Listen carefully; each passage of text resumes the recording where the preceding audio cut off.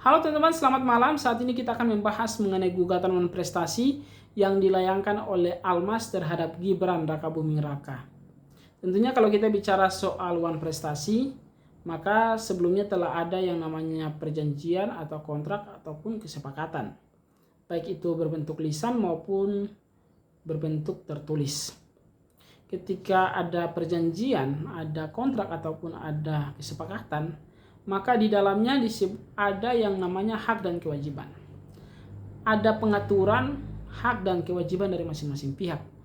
Ada hak dan kewajiban Gibran, ada hak dan kewajiban dari si Almas.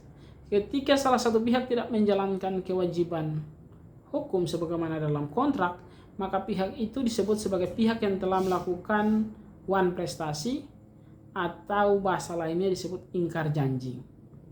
Jadi, untuk membuktikan hal tersebut, kita perlu ada yang namanya bukti surat, juga saksi dan sebagainya. Tetapi dalam hukum acara perdata, bukti surat itu adalah bukti yang sangat utama. Kalau misalnya dalam perkara ini, gugatan yang dilayangkan oleh Almas terhadap Gibran ini ternyata tidak ada bukti surat, maka agak sulit pembuktiannya untuk nanti bisa meyakinkan majelis hakim dan memutus mengabulkan gugatan Almas ini. Karena hukum acara perdata itu mengharuskan bukti surat sebagai bukti yang sangat utama dan otentik, sehingga ketika dihadirkan bukti surat, majelis hakim bisa saja nanti mengabulkan gugatan Almas. Tentu kalau kita bicara soal tuntutan, ini ada beberapa tuntutan.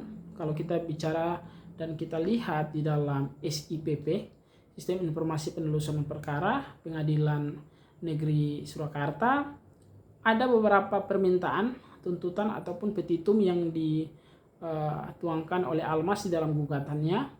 Yang pertama itu menyatakan Gibran ini telah melakukan non-prestasi.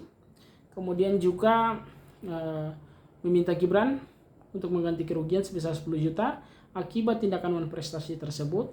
Kemudian juga nantinya 10 juta itu akan diberikan kepada panti asuhan di mana lokasinya berada atau berkedudukan di kota Surakarta.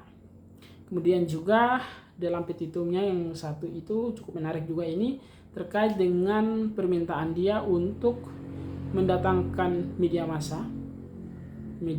ya, untuk memberikan keterangan dan berterima kasih kepada Almas sebagai penggugat dan disiarkan baik melalui media lokal maupun nasional.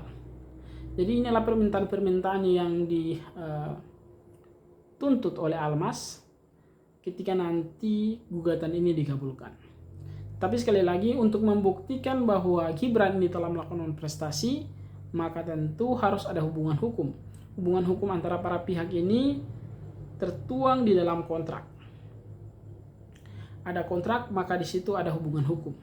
Kalau tidak ada kontrak, ini sangat sulit untuk pembuktiannya dan kemudian akan susah untuk menyatakan Gibran ini bersalah melakukan suatu tindakan non-prestasi sehingga merugikan penggugat sebagai orang yang merasa dirugikan. Tentunya ini adalah hal yang sangat biasa, karena memang kalau bicara soal gugat-menggugat itu adalah hak setiap orang. Kita tidak bisa membatasi. Tetapi sekali lagi, kalau kita mau menggugat orang, maka perlu ada yang namanya hubungan hukum. Jangan sampai tidak ada hubungan hukum, tidak ada kaitannya sama sekali kita menggugat, tujuannya semata-mata untuk terkenal. Karena tidak terkenal lagi, kita mau terkenal, kita gugat untuk disorot oleh media. Kemudian juga tujuan lain yang mungkin ingin menjatuhkan elektabilitas salah satu pihak.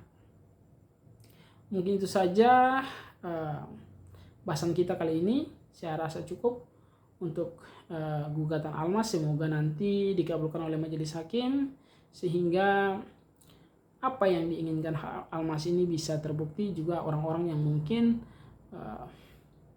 sepaham dan sejalan dengan dia.